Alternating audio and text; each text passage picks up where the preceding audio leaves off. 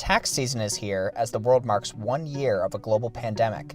For many, it was a year of unprecedented disruption in our personal and economic lives. Taxes are, in many ways, a reflection of the real world and the real economy. So the real world and the real economy were a total mess in 2020, and so the tax season that we're having right now reflects that. The U.S. government response to the pandemic and changes in your own life could combine to make this a potentially tricky year for taxes. Here's what you need to know.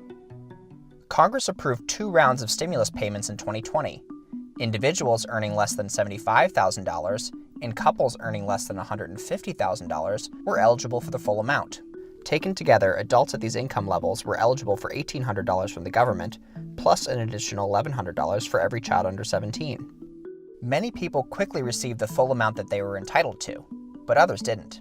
The IRS has the information it has that you've sent them before, right? So when they decide how much to send you, and they're looking at, okay, what's your income and what's your family size, they're going to just pull from the information they had. So in March of 2020, they were pulling from 2018 returns and 2019 returns.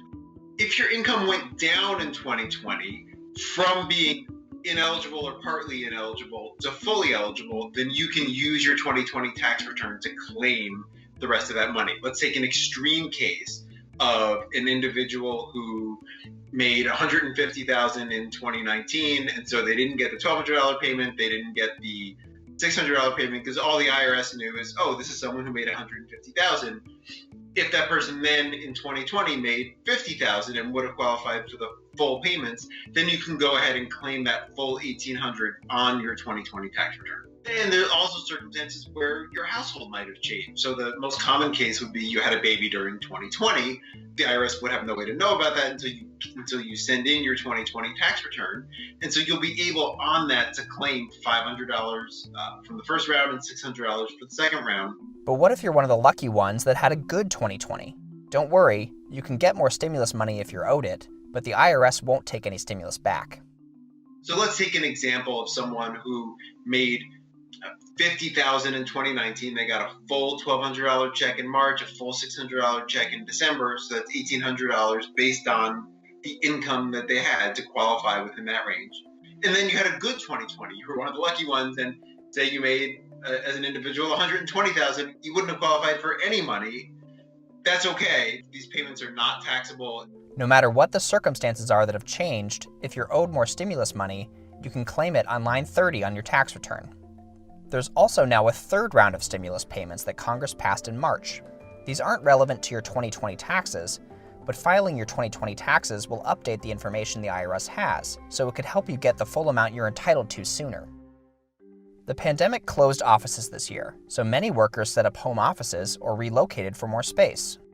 The IRS, from the federal perspective, if you're working in Maryland or Virginia or New York or New Jersey, it doesn't matter to them. The federal income is the same. But it can have significant state tax consequences. Some states like New York are known for being particularly aggressive in enforcing their state tax laws and trying to expand the boundaries of the work that they're taxing. Other states may not be. In general, if you ended up spending the year working in a state where you live as opposed to the one that you used to commute to, it's worth taking some time to figure out how that state pairing works together. Millions of people lost their jobs as a result of the pandemic in 2020, and Congress funneled assistance to many out-of-work people through state unemployment systems. Many first-time recipients were surprised to learn that unemployment benefits are taxable income, and that they might be facing a large tax bill if they didn't have enough tax money withheld from their unemployment benefits. But in the law passed in March 2021, Congress moved to prevent these surprise tax bills.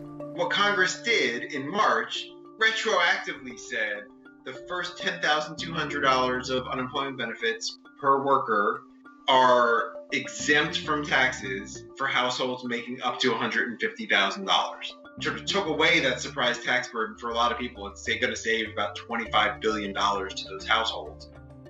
Since this law only passed recently, some recipients have already paid taxes on the first $10,200 of their unemployment benefits for 2020, either through withholding or filing early.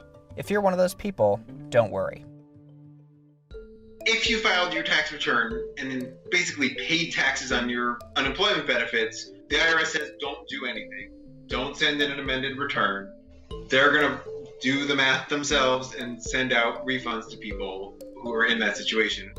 Thankfully, the IRS has given taxpayers a little more time to figure out their taxes from this strange and difficult year.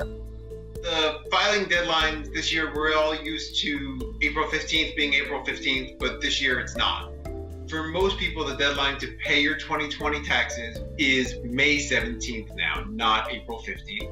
If you're in Texas, Oklahoma, or Louisiana, because of the storms, all the deadlines are pushed to June 15th.